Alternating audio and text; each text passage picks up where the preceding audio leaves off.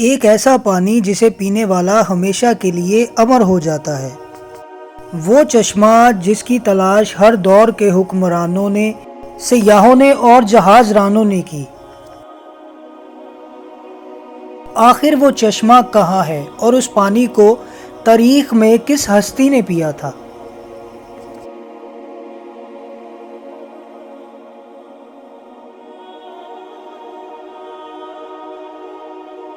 قدیم زمانے سے ہی محققین اور سیاحوں کا یہ ماننا تھا کہ زمین پر کہیں ایک ایسا چشمہ موجود ہے جس کے پانی میں سبھی بیماریوں کو ٹھیک کرنے کے ساتھ ساتھ جسم کو امر بنانے کی قوت موجود ہے۔ دنیا کی مختلف تہذیبوں اور روایتوں میں آب حیات کا ذکر ملتا ہے۔ آب حیات کے معنی وہ امرت ہے جس کے متعلق یہ خاصیت بیان کی جاتی ہے کہ جو اسے پیے گا یا اس میں غسل کرے گا تو اسے کبھی موت نہیں آئے گی اور وہ شخص ہمیشہ جوان اور زندہ رہے گا۔ آب حیات کو کسی تالاب، جھرنا یا جھیل کی صورت میں تصور کیا جاتا ہے۔ شروعات سے ہی دنیا میں کچھ لوگ ایسے رہے ہیں جو کافی امیر اور طاقتور تھے۔ ان لوگوں کو ہمیشہ ہی زندگی کے ختم ہو جانے کا یا بوڑھے رہنے کا ڈر رہتا تھا، اس لیے زمانہ قدیم میں ہی لوگوں نے اپنی بڑھتی ہوئی عمر کو روکنے اور اس کو پیچھے لے جانے کے لیے کچھ طریقوں کی کھوج کرنے کی کوشش شروع کی، جن میں اہل وسطیٰ کے مشہور بادشاہ اور وزیر شامل ہیں۔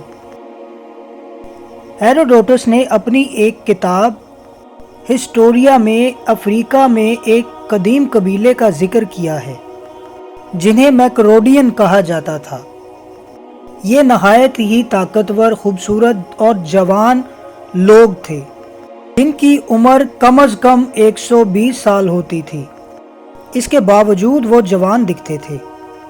ہیروڈوٹس کے مطابق میکروبینز صحارا ریگستان اور افریقہ کے شمالی علاقوں میں آباد تھے۔ میکروبینز کی سرزمین پر ایک خاص قسم کا چشمہ بہتا تھا اور یہ چشمے کا پانی ہی ان لوگوں کی لمبی عمر کا راز تھا۔ ہیروڈوٹس نے لکھا ہے کہ یونان کا بادشاہ جب میکروبینز کی سرزمین پر پہنچا تو ان لوگوں نے بادشاہ کو وہ چشمہ دکھایا جس میں نہانے کے بعد بادشاہ کا جسم نہایت ہی چکنا اور چمکدار ہو گیا اور اس کے جسم سے ایک خاص قسم کی خوشبو آنے لگی۔ اس چشمے کا پانی اتنا کمزور تھا کہ اس میں کوئی بھی چیز تیر نہیں سکتی تھی۔ ہیروڈوٹس لکھتا ہے کہ میکروبینز کی لمبی عمر کی وجہ اس چشمے کے پانی کا مسلسل استعمال ہے۔ آب حیات کا ذکر اسلامی کتابوں میں بھی موجود ہے۔ حضرت امام زین العابدین نے ایک طویل قصہ بیان کیا ہے۔ حضرت ذوالقرنین جو اللہ تعالیٰ کے نیک بندے اور پرہیزگار تھے اور فرشتوں میں سے ایک فرشتہ ان کا دوست تھا۔ اس فرشتے کا نام رفائیل تھا اور وہ آپ سے ملاقات کرتا تھا۔ ایک دفعہ حضرت ذوالقرنین نے اس فرشتے سے کہا کہ آپ آسمان پر اپنی عبادت کی کیفیت بتائیے، اور اس بات پر رفائیل رو پڑے اور کہا کہ آسمان پر کچھ ایسے فرشتے بھی موجود ہیں جو ہمیشہ حالت قیام میں ہی رہتے ہیں، کبھی بیٹھتے نہیں، اور کچھ فرشتے حالت سجدہ میں رہتے ہیں جو کبھی اپنا سر نہیں اٹھاتے اور کہتے ہیں کہ اے پروردگار، ہم نے تیری عبادت کا حق ادا نہیں کیا۔ اور یہ سن کر حضرت ذوالقرنین رو پڑے اور کہا اے رفائیل، میری خواہش ہے کہ مجھے لمبی عمر ملے تاکہ میں اسے اپنے رب کی عبادت اور اطاعت میں لگاؤں۔ اس پر رفائیل نے کہا کہ اللہ نے ایک چشمہ پیدا کیا ہے جس کا نام آب بقا یا آب حیات ہے۔ جس نے بھی اس چشمے کا پانی پی لیا اسے کبھی موت نہیں آئے گی۔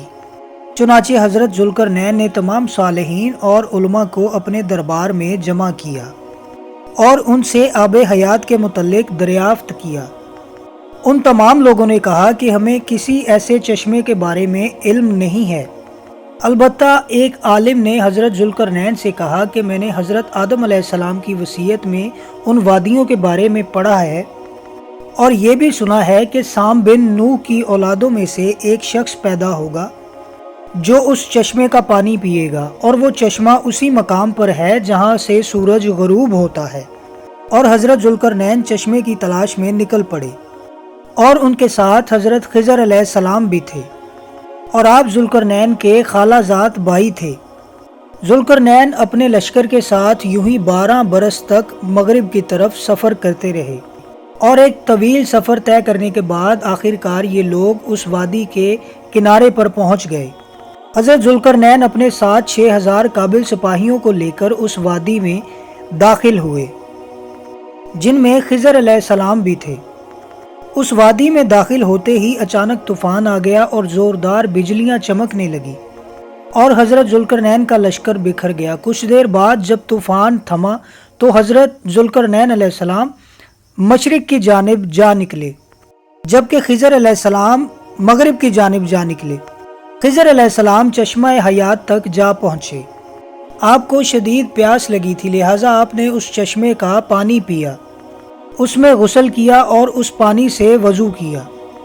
یہ چشمہ دودھ سے زیادہ سفید اور شہد سے زیادہ میٹھا تھا، اور حضرت ذوالقرنین بھٹک کر باہر نکل گئے کیونکہ وہ چشمہ حضرت ذوالقرنین کے مقدر میں نہیں تھا، اور اس پانی کو پینے کی وجہ سے حضرت خضر علیہ السلام کو حیات جاودانی حاصل ہوئی، اور آپ ہمیشہ زندہ رہیں گے۔